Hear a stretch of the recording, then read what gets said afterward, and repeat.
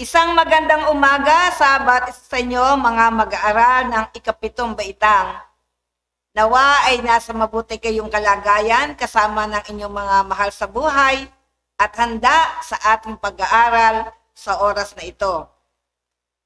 Tayo ay magpapatuloy sa ating aralin 10 na pinasimulan natin noong nakaraang linggo na may titulong Hierarkiya ng Pagpapahalaga. Inaasahan natin sa pagtatapos ng pag-aaral ng aralin na ito ay napatutunayang ang piniling uri ng pagpapahalaga batay sa hierarkiya ng mga pagpapahalaga ay gabay sa makatotohanang pag-unlad ng ating pagkatao. Kaya muli, inaasahan ko ang inyong pakikinig sa ating pag-aaral sa araw na ito. Pero magbalik-aral muna tayo. Ano bang ginawa natin nung nakaraang linggo? O ginawa din ninyo? Diba ginawa natin ang pag-aantas ng pagpapahalaga sa panahon ng libre niyong oras at umaasa ako na ito ay naipasa ninyo sa inyong mga guro sa edukasyon sa pagpakatao. Diba yan ang ating pinagawa nung nakaraan? Makikita ninyo sa pisara o dyan sa inyong mga screen ang mga salita na ilalagay ninyo sa bilang na kinukonsidera ninyong pinakamahalaga o pinakamababang pagpapahalaga sa mga bagay na iniisip ninyo at inaangkin ninyo na mahalaga sa inyong mga buhay. Naway nagawa niyo yan na mayroong katapatan at kahusayan. Tayo ay magpatuloy na sa ating pagsuri. Ano bang ituturo sa atin ng hierarkiya ng pagpapahalaga? Ating alamin ang mga bagay na ito sa pamamagitan ng ating pagtalakay. Pero bago tayo lubos na maunawaan yung hierarkiya ng pagpapahalaga, kailangan muna nating maunawaan mga anak kung ano yung mga pamantayan sa pagpapasya sa antas nito. Sumulat si Max Keller ng 5 katangian ng mataas na pagpapahalaga mula sa thesis na A Study on the Hierarchy of Values. Tingnan natin ano ba yung 5 katangian ng mataas na pagpapahalaga. Una, ang sabi niya, mas tumatagal ang mas mataas na pagpapahalaga kung ihahambing sa mababang mga pagpapahalaga. Halimbawa, ang paggastos ng pera upang ibili ng libro o aklat ay mas mataas kaysa sa ipambili ito ng pagkain. Mas tumatagal ang kaalaman na makukuha sa aklat o libro kaysa kasiyahang pisikal na katawan dahil sa pagkain. Mga anak, ang pagkain na binabanggit yan ay hindi yung regular meal natin. Ang sinasabing pagkain dyan mga anak, yung gusto mo lang, yung mga nakikita mo sa commercial, yung mga paborito mo.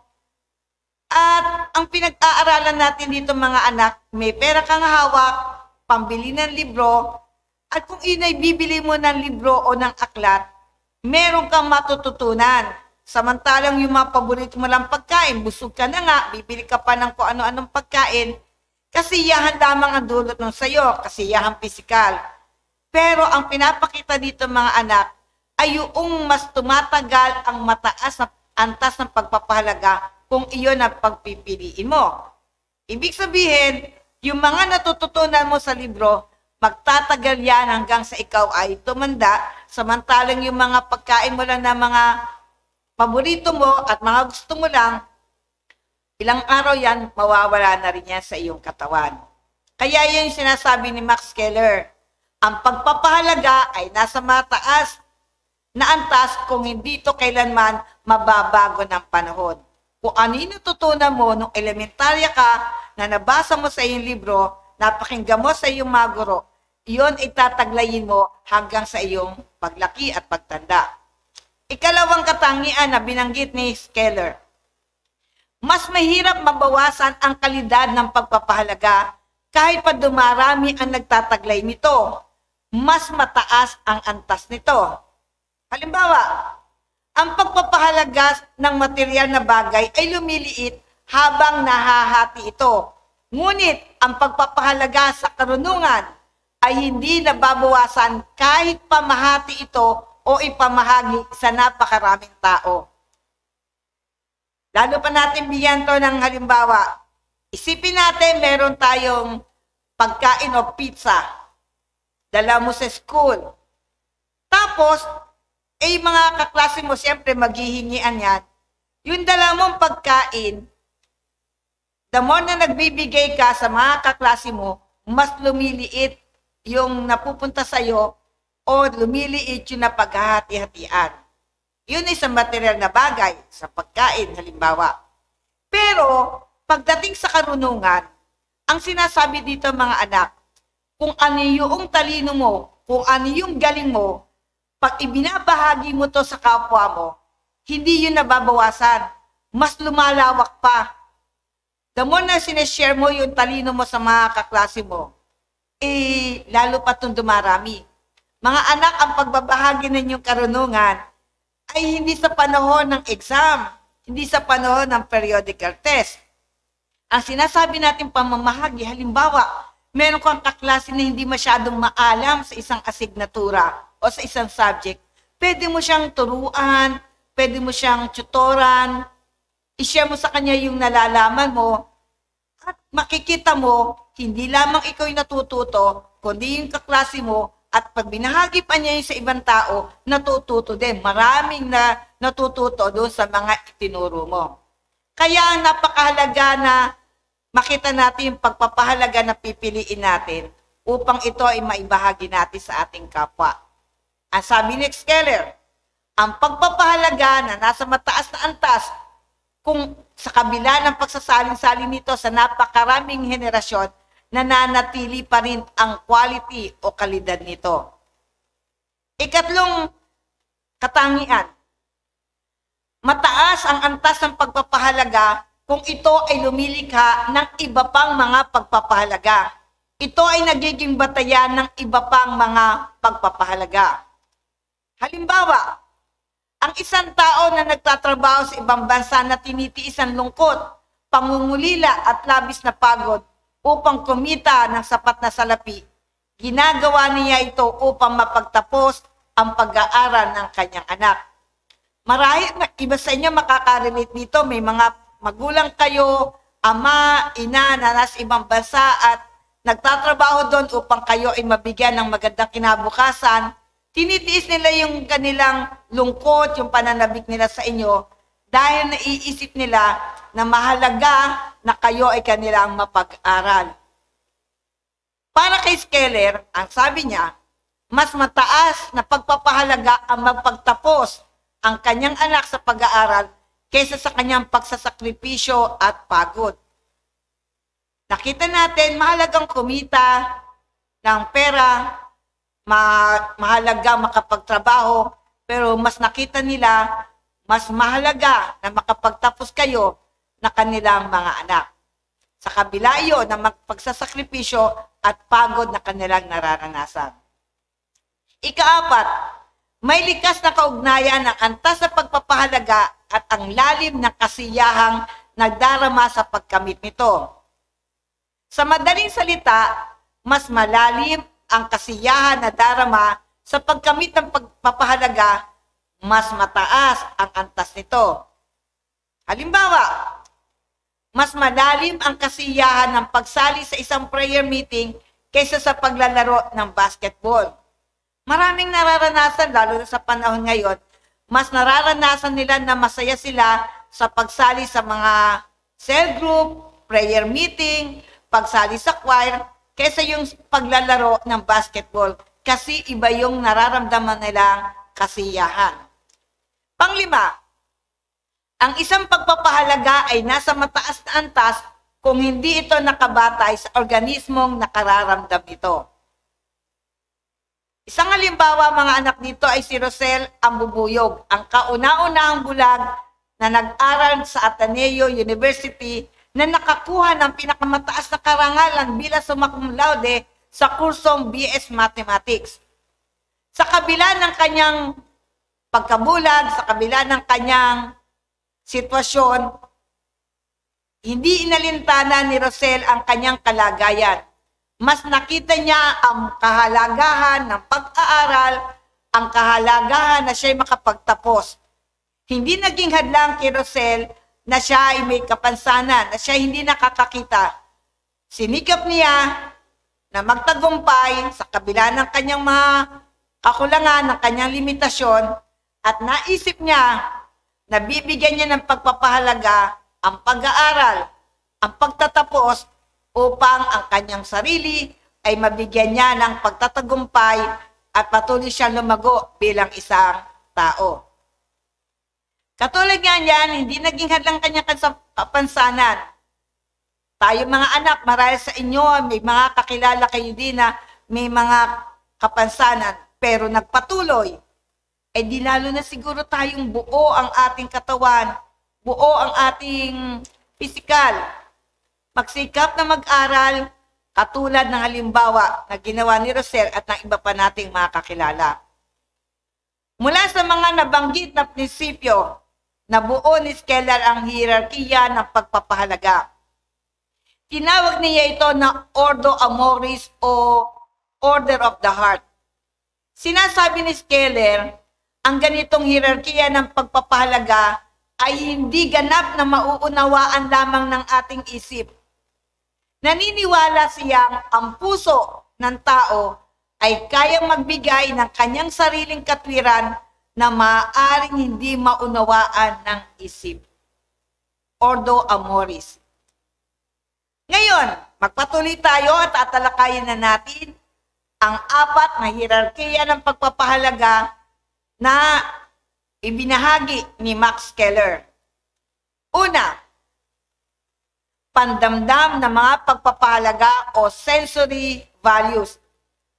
Mga anak, mga mag-aaral, ito yung itinuturing na nasa pinakamababang antas ng pagpapahalaga. Tumutukoy ito sa mga pagpapahalagang nagdudulot ng kasiyahan sa pandamdam ng tao. Ito yung pinakamababang antas ng pagpapahalaga. Tingnan natin. Kasama na dito ang pangunahing pangangailangan. Ano ba yung pangunahing pangangailangan nating mga tao? Okay, tama. Kailangan natin ng pagkain. Ano pa kaya ang kailangan natin na may pangunahing pangangailangan ng tao? Tama kayo? Tubig. Tama. Bahay. At pananamit. Ang mga iyan, mga anak, ay mga pangunahing pangangailangan nating mga tao. Kasama din sa pagdamdam na pagpapahalaga o sensory values, ang mga luho o rangya o gusto lang ng mga tao. Yung kanina, pangunahing pangangailangan, ito naman yung mga luho, rangya o gusto na kasama din sa pandamdam na pagpapahalaga doon sa pinakamababang antas. Gaya ng alahas, mga sapatos, magarang sasakyan, gadgets, at mga bags. Ang mga iyan ay mga luho o rangya gusto natin. Mabubuhay tayo nang wala iyan at patuloy tayong magiging mabuting tao kahit wala tayong taglay na mga iyan. Hindi katulad ng pangunahing pangangailangan, mahalaga yun sa atin upang tayo patuloy na mabuhay.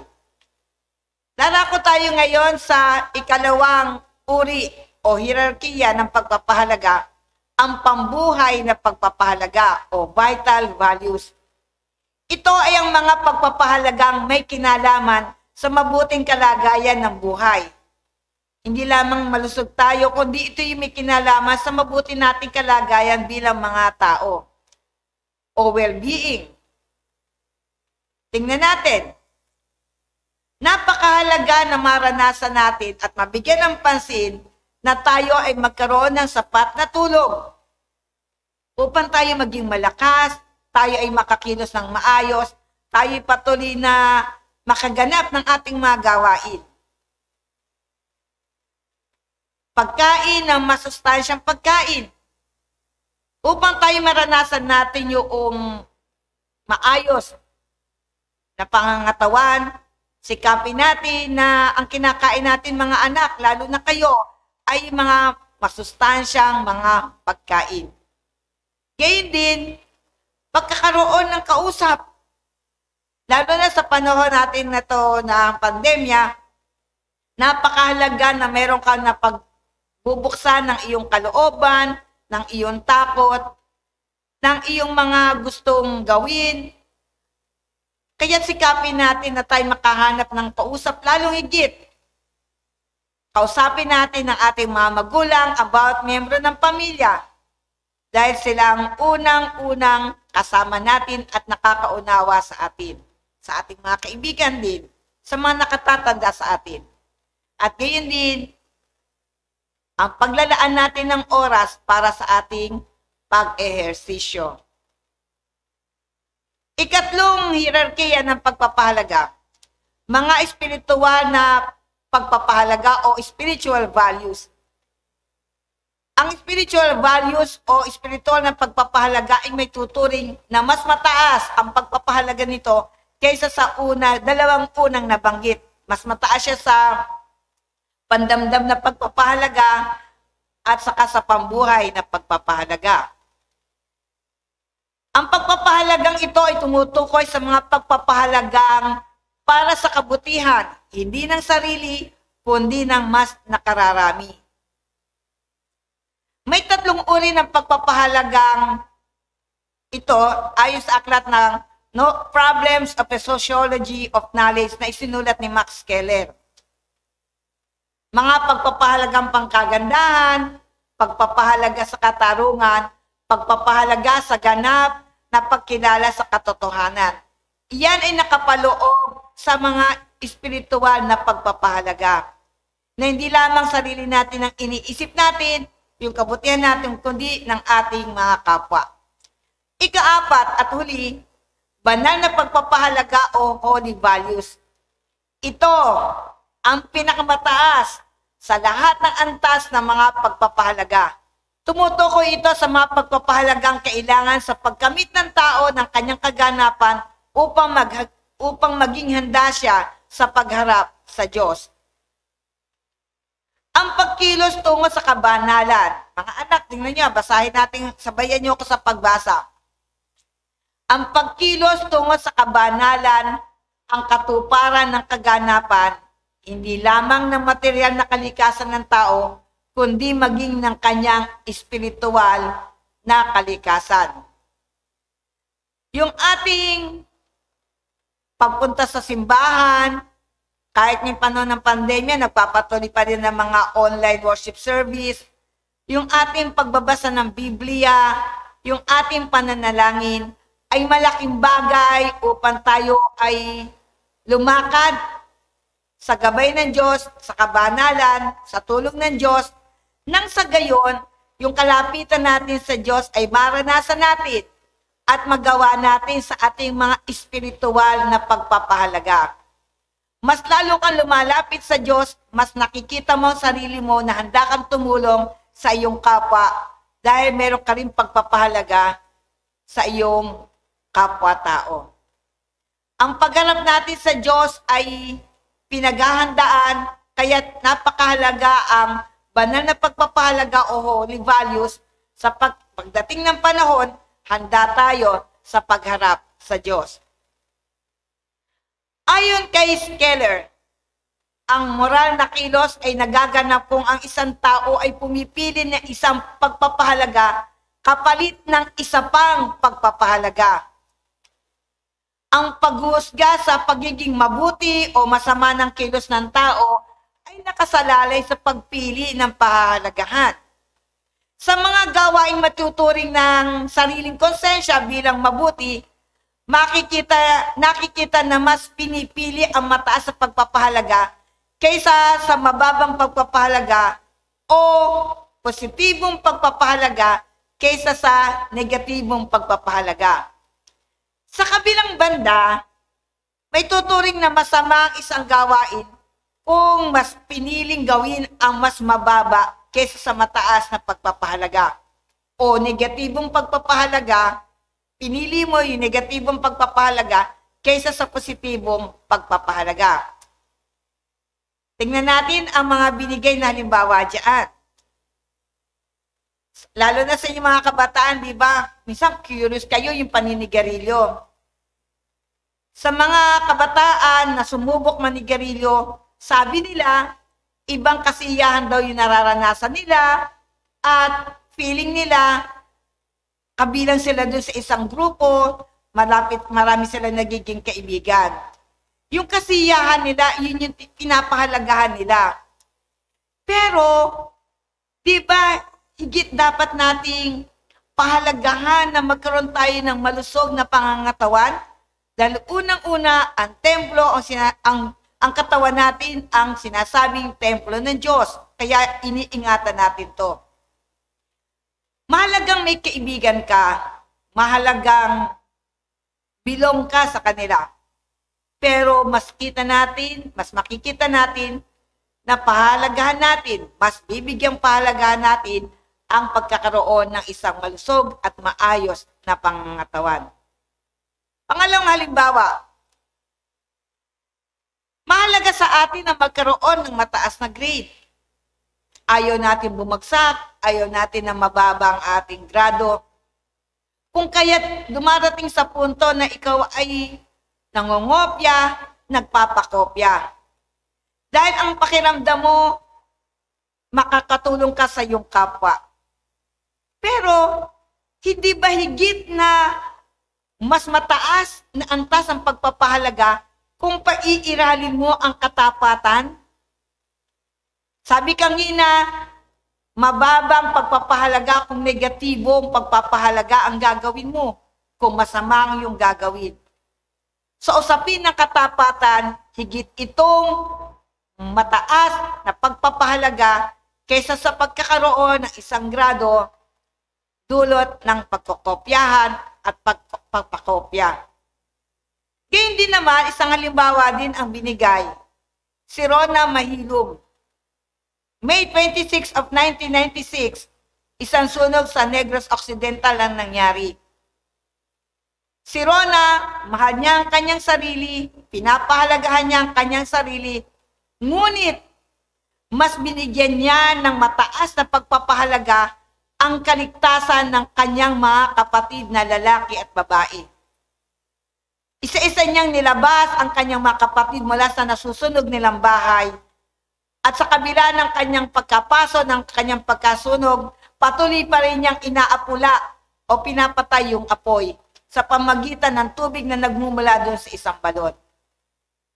Ang kabutihan ng kanyang kapwa ang kanyang naranasan, ang kanyang binigyan ng pansin, higit sa kanyang sarili. Mga anak, yan ay mga halimbawa lamang ng pagpili natin sa mas mataas na pagpapahalaga. Tandaan natin, ang pananaig ng paggawa ng mabuti. Ibig sabihin, nangangahulugan dito ng pagpili ng mas mataas na mga pagpapahalaga laban sa masama, ang nakapagpapataas sa pagkatao ng tao. Ang pananaig ng paggawa ng mabuti, ang nakapagpapataas sa pagkatao ng tao. Ngayon naman, ano ang naunawaan mo sa ating tinalakay? Atin itong pagyamanin. Upang masubok ang lalim ng iyong naunawaan, sagutin mo ang sumusunod na tanong sa iyong kwaderno. Tanong bilang 1. Sa ano-anong antas na bibilang ang iyong mga pinapahalagahan? Sa ano-anong antas na bibilang ang iyong mga pinahahalagahan? Ikalawang tanong, saan nakasalalay ang pagbuo ng pagkatao ng tao at pagkamit ng mataas na mga pagpapahalaga? Saan nakasalalay ang pagbuo ng pagkatao ng tao at pagkamit ng mataas na mga pagpapahalaga? Ipaliwanag yan, mga anak. Pangatlong tanong, bakit mahalagang ibatay ang isasagawang pamimili ng pahalagahan sa hierarkiya ng pagpapahalaga? Bakit mahalagang ibatay ang isasagawang pamimili ng pahalagahan sa hierarkiya ng pagpapahalaga? Ika-4, paano mo masasabing ang isang pagpapahalaga ay mataas kaysa sa iba pang pagpapahalaga? Paano mo masasabing ang isang pagpapahalaga ay mataas kaysa sa isa pang pagpapahalaga? At panghuling tanong na inyong sasagutin sa inyong kwaderno, sa gagawing kilos ng tao, bakit kailangang piliin ang pagpapahalaga na nasa mas mataas na antas kaysa sa pagpapahalaga na nasa mababang antas? Sa gagawing kilos ng tao, bakit kailangang piliin ang pagpapahalaga na nasa mas mataas na antas kaysa sa pagpapahalaga na nasa mababang antas? Yan mga anak ay 5 katanungan na inyong sasagutin at naway makibahagi kayo sa talakayan sa inyong follow-up discussion. Muli, maraming salamat sa inyo. Magandang buhay at pagiging mabuting tao ang hangad namin para sa inyo, grade 7 students. Ang pagpapala at pag-iingat ng Diyos ang sumaatin nawan lahat. Paalam!